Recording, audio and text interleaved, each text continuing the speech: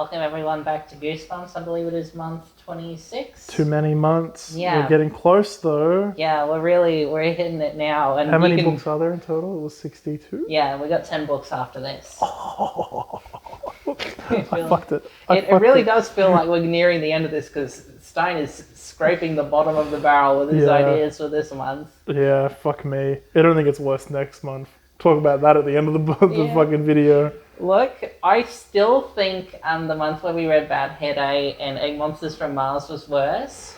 I think both of these books do have some things to say, but really not a lot. These aren't bad books. Yeah. It's what we usually tend to say a lot. Yeah. There are things that I enjoy in both of these books, and these two books, they're nothing special, but they are different enough from what we've read that I'm like, leaning towards more of a positive angle. Yeah, on no, these, you're right. but... They're made in different ways than we're used to. Yeah, that's right. Yeah. That's right. I'm curious which one you preferred. I don't even fucking know, really. I kind of like how insane the back half of this book is. It's fucking crazy. I agree. But that one feels like a more... traditional Goosebumps book. Not even traditional Goosebumps. Like a more traditionally structured story than Goosebumps is used to. Yeah, to an extent. It still meanders a lot in that first half. Yeah. It's still Goosebumps. Yeah. But yeah. Interesting month full of, as far as not interesting books go, this is an interesting month. Yeah, but the standard is just all over the place. There's no standard anymore. Yeah. Shall I talk about Beware the Snowman? Yes, please tell us all about Beware the Snowman. Yeah. This one reminded me a lot of The Scarecrow Walks at Midnight. Did you get that vibe? I did not. I didn't get any other vibe from this book. I was just like, Snowman? Okay. Yeah. Look, there's some twists near the end of the book, and at a certain point I just stopped following it. I was just like, this is so dumb. But for the most part, it is just like the main character thinks something's going on, and that's a good enough substitute for a scary book. It gets crazy in the second half. I'll give it that. Yeah. I was kind of excited going into this one because I was like, a snowman could be interesting. Absolutely. I was kind of hoping that the villain was going to be Frosty, who was just sick of being a snowman after all these years. Yeah. But I don't have a lot to say about this book until we get to discussing the story, so I think jump right to it. So we are following Greta. She is going to this little town called Sherpia, which is at the Arctic Circle with her aunt. Oh no, Greta's the aunt, Jacqueline's the main character. So Sherpia is a little racist. So Sherpas are a race of people from the Tibetan mountains. Stein just added a letter in there and was like, yep, Sherpia. I didn't know that. That's great. I know about that all thanks to The Simpsons. I know all of my cultural knowledge from The Simpsons. My suffering endless. So the town's a little weird. There's this mountain that you're not allowed to go to. It was reminding me a bit of the Grinch for Whoville. There's these rumors, the story. We'll get to the story later. You're not allowed to know the story. It's too early in the book. We'll tell you about it later, Jacqueline. It's that kind of foreign people are weird and scary kind of story, like Midsummer. Yeah, to an extent. Every house has a snowman in front of it, and it's got this weird scar on the side of its head. And she doesn't really know what's going on. And she, for some reason, coming to this village, she's reminded of this poem that her mum would read to her as a kid, which goes, "When the snows blow wild and the days grow old, beware the snowman, my child, beware the snowman, he brings the cold." There's supposed to be a second verse to this. Much of the book is dedicated to Jacqueline trying to remember what this second verse is, and she's also going through the basement of Aunt Greta's house, just trying to see if she can find the book that had the poem in it. So she meets some friends, and they're vague about what's going on in the town. She tries to get up the mountain herself, but she runs into this guy Conrad who has a wolf. And they live in a little house that goes up the mountain, and they're like, "Oh, it's a spooky guy with a spooky wolf. You watch out for him." And then eventually her friends decide to explain the story, that there is an evil snowman living at the top of the mountain. He was created by a sorcerer and sorceress, and the villagers chased him up the mountain, And in case he ever comes back, they created all of these little snowman, almost effigies of him in front of their houses. So he's like, yeah, we're worshipping the guy, so don't kill us. Yeah. We like you. We hope that he would see things that look like him and he'd decide not to kill us. It's logic. It's logic. So she decides she's going to go up the mountain, and she gets her friends to distract Conrad. When she gets up the mountain,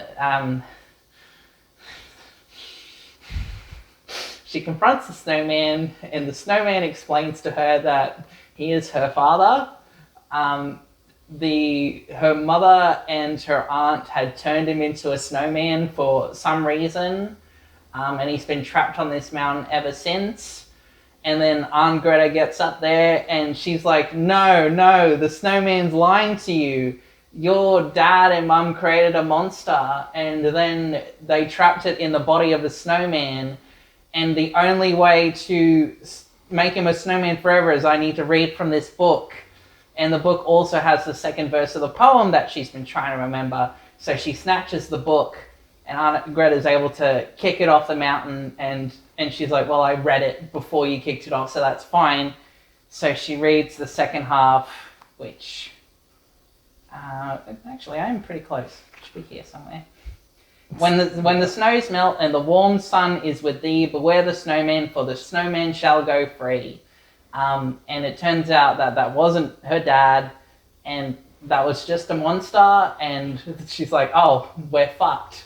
It's like the snow melts, and then underneath the snow you see like the red skin of a monster, and it's just the most like great, cool, man. Yeah, we're doing that. This. We accept it. And then all these snowmen march up the mountain and defeat the monster, I guess. And Greta's like, I don't know what happened there. I didn't summon those snowmen. And then Conrad comes up and he explains, oh, I'm actually your dad, Jacqueline, and I animated these snowmen to defeat the monster. I've been living in this town because I've been guilty of what I did to it, and I had to make sure that it was safe. Sorry for leaving you and everything. Anyway, we're a family again. And then the snowmen are like, can we go down now? It's cold. And the book ends. So Conrad uses his magic to animate the snowman, and the snowmen, what they do is they all like grab the monster and they push it back into the cave that the snowman was in, and then with all of them pressing against the wall of the cave, it turns into ice, and the monster is frozen in the cave again. Okay. Why didn't he do that to begin with? I have another plot hole. If the spell would release the monster, why was the mum teaching the kid the poem? Yeah, I don't fucking know. I think one thing that you didn't mention is that when she's like, if you're my dad, you know, what, and my aunt is evil, why did she come back here? And he's like, no, the spell goes weak every 10 years. So clearly she's come back to strengthen the spell. Don't you see, child? If you don't let me out now, I'll be stuck here for another 10 years.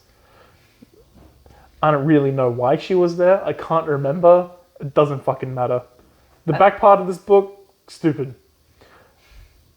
How do you make a snowman scary? You don't. So much of this book is not scary, and there is like no fear. The snowmen are weird, and it's interesting that they're in front of everybody's house for a while. Yeah. But then all of the answers are like, okay. Okay. I could see J.J. Abrams writing a series like this. Oh god. Oh god. I'm trying to think of other things that I enjoyed about it. Not particularly. Okay, enjoying is not the right word, but it's at least a little bit of a breath of fresh air to have a book where there's clear setup and payoff, and there's stuff that was clearly thought about going into the book and wasn't just decided on a whim. Like opening with the poem and being like, but I can't remember the poem. Very simple, but it works, especially for a story this simple and for kids, it works. See, that's what reminded me of The Scarecrow Walks in Midnight. Is the spell, the magic spell? Yeah, like the fact that the weird title is just like a line from some poem. Yeah, right. That makes sense. I guess narratively they're not too alike, but in that sense, yeah. What the fuck else was interesting about this book? That might be it. The clear mystery with like my mum's gone missing and I never met my dad and my aunt is acting really sus about stuff. It's all real simple, but... Yeah, well, we don't get to see a lot of that. Like, that's what we liked so much about Stay Out of the Basement. And is like Stein too scared to like tell kids to not trust their parents? That's I exactly guess? what it is. Yeah. That's 100% what it is. Yeah. Because the kids that he's writing for are all impressionable. Yeah. And you have to be very careful what you tell kids. Be careful what you tell kids. That's a great book. Fly away, bird. There you go, Stein. You're welcome, buddy. What notes do I have? Nothing. Nothing. I wrote nothing of interest. It's an okay book. It wasn't bad. It was probably one of the more nothing books we've had where I don't have anything bad to say, but I also don't have anything to say. There is apparently the first cliffhanger chapter lies to you, and I think that happens a bit. This is definitely one of the worst cliffhanger chapter endings in these books. Oh, there's just fucking nothing to it. As I squinted across the road at it, the snowman started to move. I blinked. No, the snowman wasn't moving. You can't do that. You can't just be like, oh, this thing is doing it, and then, oh, actually it wasn't doing it. Yeah. It's a book. I really don't think we have anything else to say about this book. We can talk about the TV adaptation, though. Ready? Let's go. Welcome back. Oh no, they didn't want to film a fucking animated snowman army in a Arctic village. You know what? They're so right. Yeah. I have no pitch for how to film this one because I wouldn't do it. No. I would never touch this book again. No, I've got nothing. Usually I have something, but yeah, like trying to film a place like Sherpa, you need it set somewhere like that. Yeah. Because it couldn't just be like, oh, let's have a mountain in the middle of this random ass town in Chicago or whatever. No. You can't do that. No. You'd be like, wow, it's snowing a lot, everybody's building snowmen. You'd completely have to change the story. Yeah. Which at that point, do another book. Yeah. And like the money that it would cost to make the snow... I'm sorry. I didn't touch that one. It flew. I was just falling with style. How I Learned to Fly. This book is weird. This book is weird. There's nothing scary about it. This is another adventure book. It is weird. What I liked about it is it's not like Beware the Snowman where it wasn't scary. It knew what it was from page one. Mm-hmm. This is not a Goosebumps book. This is a Roald Dahl book. Yes, yeah, that's actually not a bad way to put it. This is another good point in the fucking R.L. Stein Ghostwriter fucking... I don't know, man. I reckon there was grounds for a case. I've got to look into that fucking Scholastic lawsuit. Yeah. Because this book does not feel like Goosebumps. It is fucking weird. You can really tell that R.L. Stein's love of comic books comes into play here, Yes, absolutely. which we haven't really felt in a while. No. Probably not since Attack of the Mutant. It really dropped off because it used to get references to X-Men all the time. Yeah. You'd be like, yeah, Was cool. there a copyright thing? I don't know. I think he just kind of had in his head, wait a minute, these books are meant to be scary, right? And then for this book, he said, fuck those kids, man. I'm writing whatever I want. Stein, do it. Write what you want to enjoy. If I get more books like this, I don't know how excited I'm going to be, but at least I know you're having fun. At least you're writing something and you're not forced to make something that isn't scary. Yeah. So, How I Learned to Fly. The main character of this book, his name is Jack Johnson, which I found funny because that's the guy who sang the Curious George song. So the whole time, every time I said his name, I'd be like, turn the whole thing upside down. Whoa, whoa, whoa, whoa. So Jack Johnson, he's a kid. He's just a little guy. It's a little dude. He doesn't like his neighbor Wilson, and he's got a crush on the girl. I forget the girl's name. Mara? I guess I'll look at the book. Yeah, Mara or Clara, something like that. He's got two best friends that literally don't matter. I don't even remember those. Yeah, they literally do nothing in the story. It's all about Wilson and the girl that he likes. And Wilson is not a name. Wilson is a last name. Yeah. Wilson's the name of a volleyball. Mia. Her name's Mia. Yeah, I was close. Yeah. So he really likes Mia, and the whole book is him kind of being like, oh, I hope Mia likes me. And then Mia would do something that very strongly indicates she likes him, and he'd be like, "Oh, all right, I'll come along. I'll do the little thing for Mia." This is an odd comparison, but this dynamic reminded me a lot of the opening of Saw 7. Yes, no. I see it. I was thinking challenges, which is not something I should Yeah. be saying about children in a children's book. I need to watch challenges. So he's got a rivalry with Wilson. It's like the everything you can do, I can do better. Wilson is always making Jack look like a moron, like he's not that great, and everything's always a competition. It was something like, Jack got himself a bike for Christmas, and he shows it off, and Mia's like, wow, cool bike, Jack. And the next day, Wilson's like, yeah, you think that bike was fucking sick? Check out my fucking turbo ultra mega bicycle. And Mia's like, wow, Wilson, that is a really cool bike. And then Jack walks home and he's all upset. Stupid book. I got a CD of your favorite band. I got tickets to your favorite band. Yeah, that's right. That happens. So you get that for a couple chapters until we lead up to Mia's birthday party, where we get the CD for the band and the tickets to the band. So Jack didn't want to go to the party, but Mia was like, no, you have to, Jack. I really want you there. And then he was like, oh, she really wants me there. So I guess I love one of the chapters ends with him like, little did I know this party would ruin my life forever.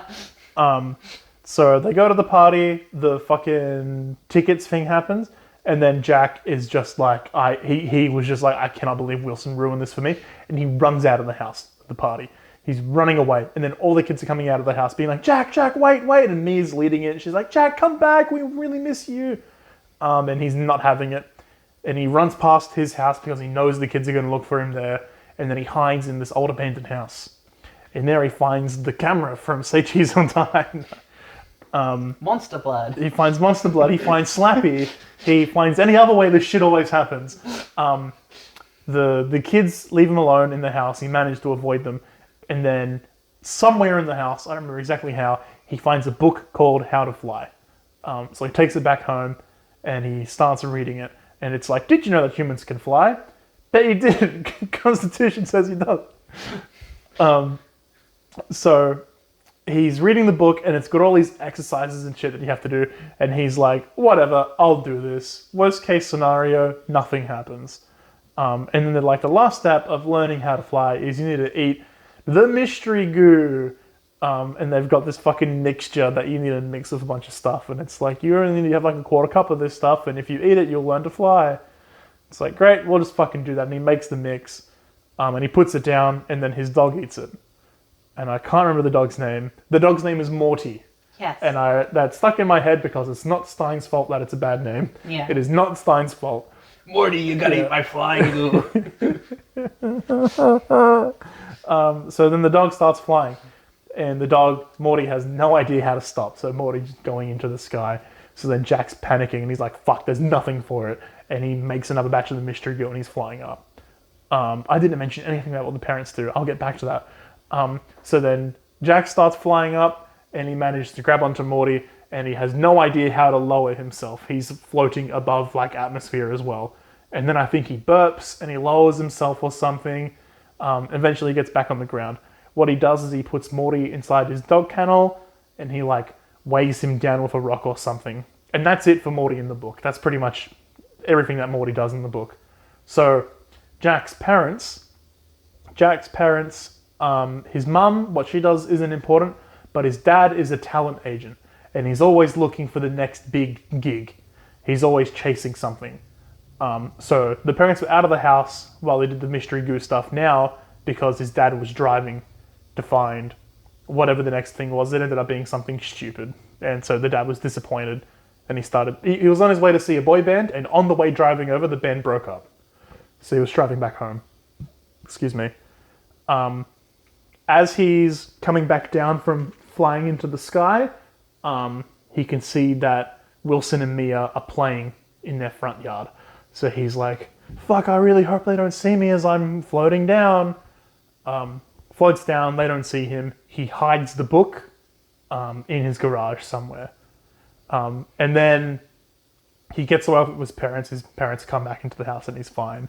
And he's like, I completely got away with it, which is fantastic because now I can do something that Wilson can't. And that means Mia's going to fucking like me instead. I don't remember exactly how this happens next, but he's always trying to find a way at school to like show off that he can fly, but nothing happens for like 2 weeks. There's like no chance. There's like tests and stuff or like somebody's sick or something. But then it finally comes time to prove himself, and he starts flying, and he's like, I've done it, I've beat Wilson, and he looks behind him, and Wilson's flying too, and he's like, what the fuck do you mean Wilson can fly? And Wilson goes, yeah, dude, I saw you that time when you were flying, idiot. Of course I could. They fly now. And he's like, and I saw where you hit it, so I just fucking did it as well, dickhead. Look, we're two flying boys. How cool is that? And Jack's like, I can't fucking believe you're ruining flying for me. Mia wants to learn to fly too. Mia wants to learn to fly as well, that's right.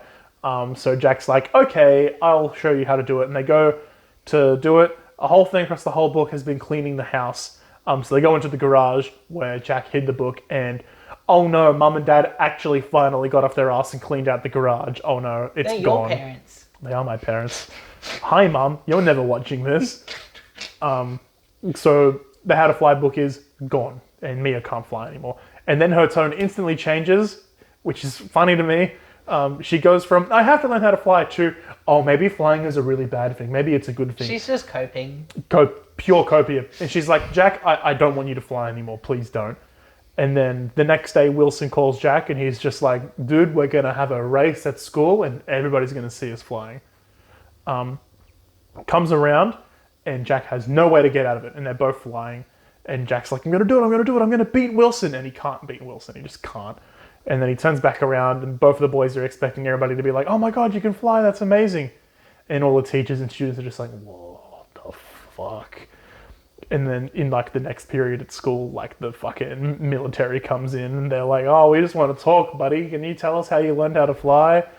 And then the dad calls up, and he's like, son, I can't believe you didn't tell me that you could fly. This is amazing. You're it, son. You're my big thing. And so Jack, from that point on, can't talk to his friends. He is far too busy getting tests done by the military and appearing on fucking TV. And he's the incredible flying boy. And he fucking does like the grand opening of like car insurance or something, or like a new car that drives really fast. And he has like the sales banner attached to him, and he flies above everybody. And he's getting absolutely used. This poor kid is being absolutely used by his parents.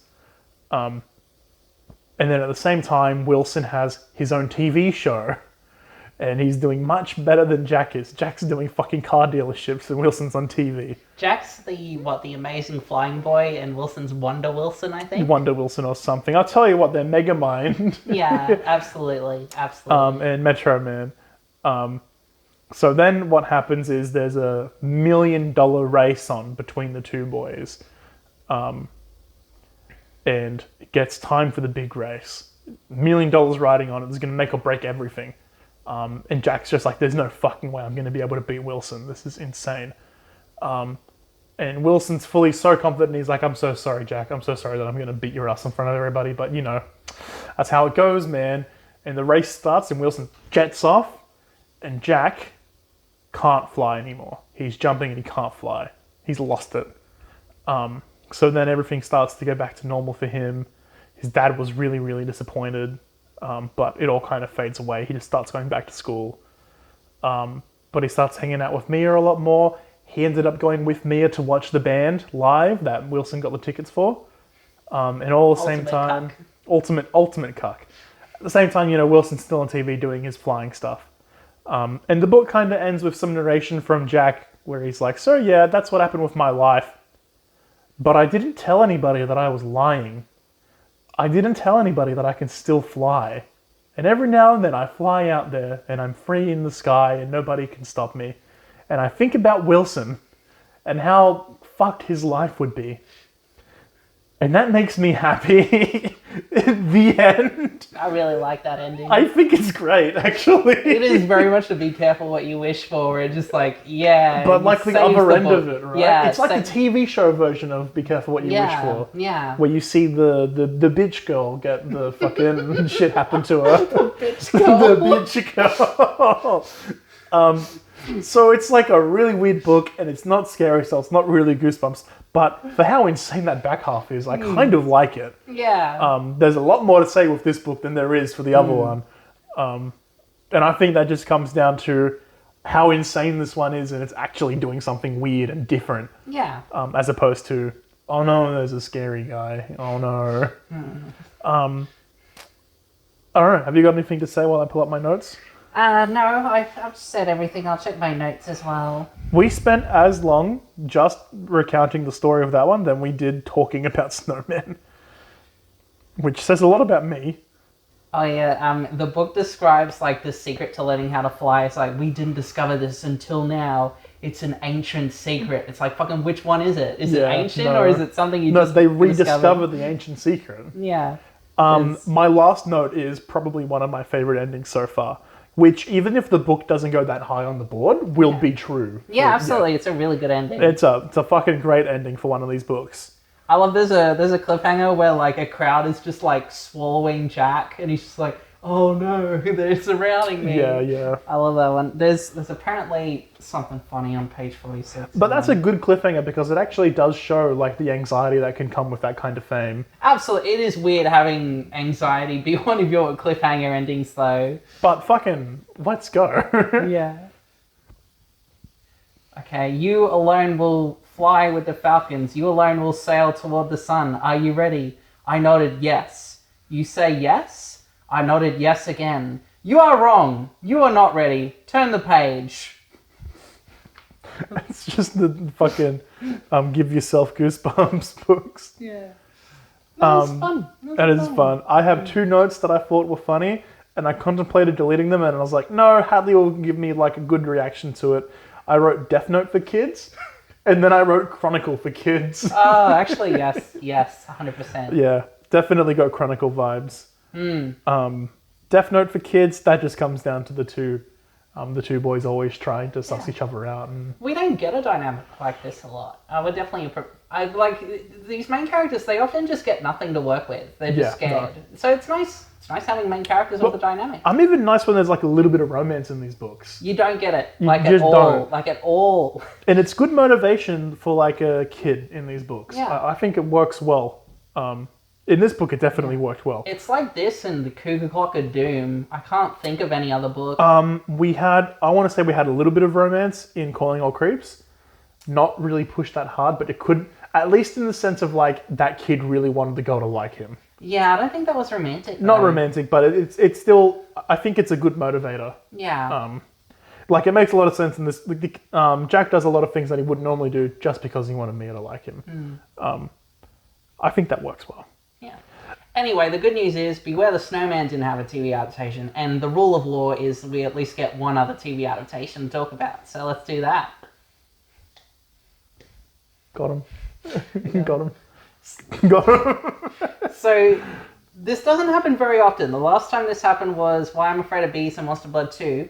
Mm-hmm. It will happen again at the very end of the series, which is pretty good. Like, they tried to adapt as many books as they could. I can see why they didn't adapt this one either. Yes, which is a shame, considering that ending, but how? Yeah. How? A lot of crappy green screen. Yeah, no, which would have been awful and would not have been worth the effort. The acting would have been cringy as well. I could just feel it. Yeah, it would have been. So, a shame, but a good decision, most likely, in the long run. I don't really have... They didn't do it. I know why they wouldn't have done it. I wouldn't do it. But it's like, you adapted so many... There's some weird choices where they don't adapt and when they don't. It's like, you didn't do Night of the Living Dummy 1. You didn't bother with any of the Monster Blood sequels. You fucking did It Came From Beneath the Sink. So don't tell me about having standards with adapting these books. No. You don't. Fucking... weird show. Yeah, who's the main girl that we see in the credits? Deborah Forte. Come on, Deborah, what the fuck? You want to fucking let us know what you were thinking, Deborah? What were they thinking? Write in, Deborah, at viewerbewarestaleBread@gmail.com. Set up a PO box. Yeah, you can deliver it to Hadley. What's your address? You can deliver it to. Hadley, what's your address? You can deliver it to... You're going to embarrass me, Hadley. What's your address?